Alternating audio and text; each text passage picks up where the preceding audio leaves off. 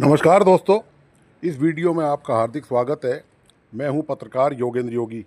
दोस्तों, कांग्रेस की हालत इतनी ज़्यादा ख़राब हो चुकी है पूरे देश में कि कांग्रेस के अस्तित्व पर संकट मंडरा रहा है। कांग्रेस देश बचाने, संविधान बचाने की बात कर रही है, लेकिन हालत ये है कि कांग्रेस को खुद को बचाना भारी पड़ रहा है। कांग्रेस के अस्तित्व पर दरअसल खतरा मंडरा रहा है। जिसको देखो वही कांग्रेस को जो है लतियाने में लगा हुआ है।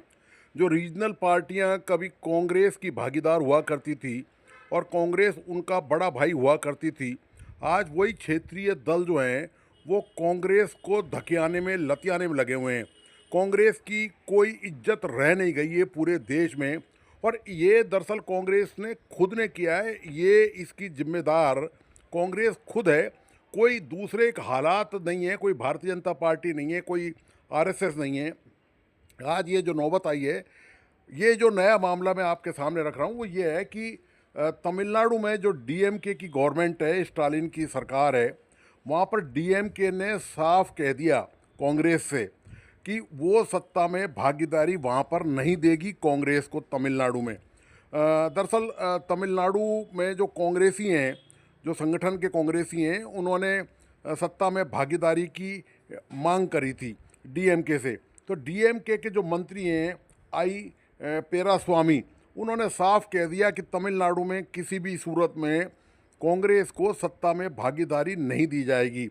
उन्होंने कहा कि यहाँ पर केवल एक ही पार्टी का रिवाज है, रीति है, यहाँ पर एक ही पार्टी, एक ही दल यहाँ पर सत्ता में रहता है। तो ऐसे में कांग्रेस के लिए यहाँ पर कोई रास्ता नहीं बचा हुआ है। ये दोस्तों कांग्रेस की हाल है, और कांग्रेस की हाल केवल तमिलनाडु में ही नहीं है। आपको याद होगा कि दिल्ली में जब विधानसभा चुनाव हुए थे तो तब भी यही हालत थी कि जो इंडिया गठबंधन था वो तो उसका तो खैर अब नाम ही नहीं है। अब कोई इंडिया गठबंधन की बात ही नहीं करता। उस गठबंधन का तो जो है वो तार तार हो चुका है गठबंधन, और कांग्रेस उसमें प्रमुख भूमिका में थी। इसके बाद आपने बिल्कुल किनारे कर लिया, कांग्रेस की हालत ख़राब कर दी, और आपने मुंह नहीं लगाया कांग्रेस को। आप इसको यूं कहें कि कांग्रेस को अब दरअसल कोई मुंह नहीं लगाना चाहता।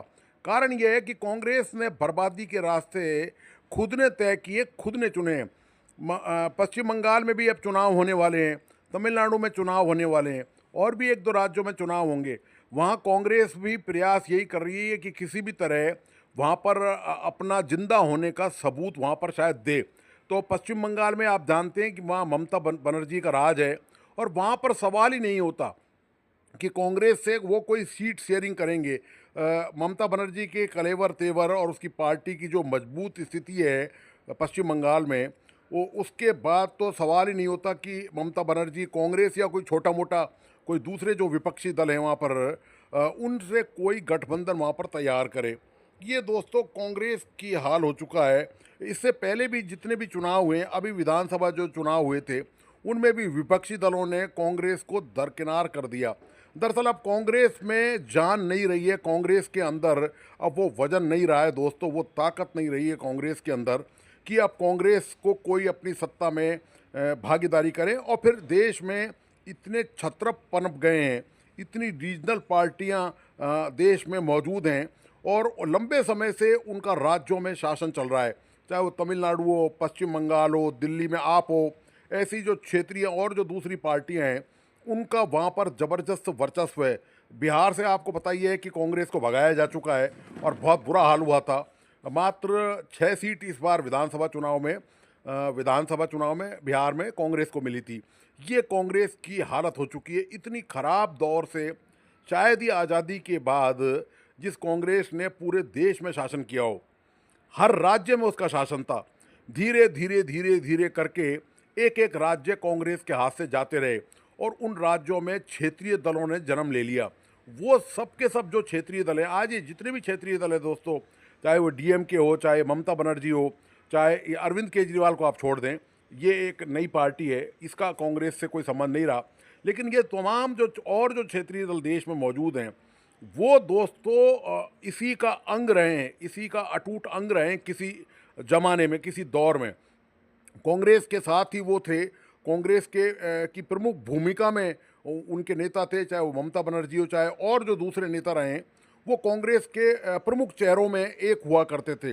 लेकिन आज हालात इतने बद से बदतर हो चुके हैं कि कांग्रेस के ये सारे चेहरे विलीन हो चुके हैं, गायब हो चुके हैं, और ये खुद अब ताकतवर बन चुके हैं और खुद अपने अपने जो क्षेत्र हैं इनका जो प्रभाव है इनका क्षेत्रों में, वहाँ पर इन्होंने अपना अस्तित्व कायम कर लिया है। उसमें ममता बनर्जी तो प्रमुख नाम है ही, लेकिन और जो दूसरे नेता हैं उन्होंने भी यही कांग्रेस, शरद पवार कभी कांग्रेस का हिस्सा हुआ करते थे। महाराष्ट्र में आप जानते हैं शरद पवार रक्षा मंत्री भी रहे हैं देश के, और समाजवादी पार्टी के जो हिस्सा है, लालू यादव की जो पार्टी का जो हिस्सा है, ये इनमें से बहुत सारा जो बड़ा हिस्सा है ये सब के सब कांग्रेस में कभी शामिल थे और कांग्रेस से ये अलग होते गए, और उसके बाद इन्होंने अपना अस्तित्व कायम किया, राज्यों में अपनी पहचान बनाई और वहाँ पर ताकत जुटाई, और ये सत्ता में आते जाते रहे हैं। तो ये हालत कांग्रेस की दोस्तों, कांग्रेस की हालत के लिए दरअसल जिम्मेदार कांग्रेस खुद ही है।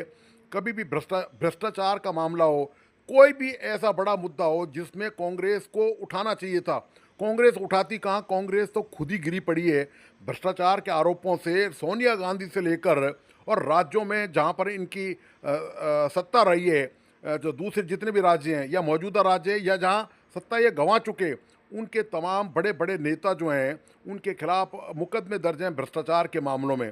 ये दोस्तों कांग्रेस की हालत हो चुकी है पूरे देश में कि कांग्रेस में, और एक आश्चर्य की बात दरअसल दोस्तों ये है कि कांग्रेस ने कभी इन बातों से सबक नहीं सीखा कि कांग्रेस कैसे कमज़ोर होती गई लगातार, कैसे उसके टुकड़े होते गए लगातार।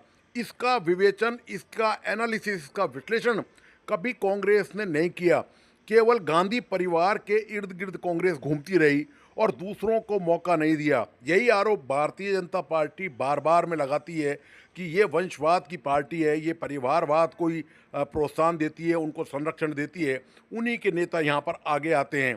तो ये हालत है दोस्तों कांग्रेस की। कांग्रेस के पास दोस्तों अभी बहुत कुछ बिगड़ा नहीं है, जब जागो तभी सवेरा है, वो स्थिति है। तो कांग्रेस को चाहिए तो दरअसल ये दोस्तों कि इन गलतियों में सुधार करे और देखे कि भविष्य के लिए क्या योजना हो सकती हैं, और कम से कम भ्रष्टाचार जैसे मुद्दों से कांग्रेस निजात पाए कैसे भी। तो दोस्तों आपको आज का विश्लेषण कैसा लगा, प्लीज़ अपने लाइक एंड कमेंट के साथ बताइए। मेरा तमाम दोस्तों से आग्रह है कि प्लीज़ इस वीडियो को अपने दोस्तों और परिजनों को ज़रूर शेयर करें, और साथ ही जिन मित्रों ने इस यूट्यूब चैनल को सब्सक्राइब नहीं किया है प्लीज़ सब्सक्राइब करें, लाइक करें और बेल आइकॉन का बटन ज़रूर दबाइए। धन्यवाद, नमस्कार।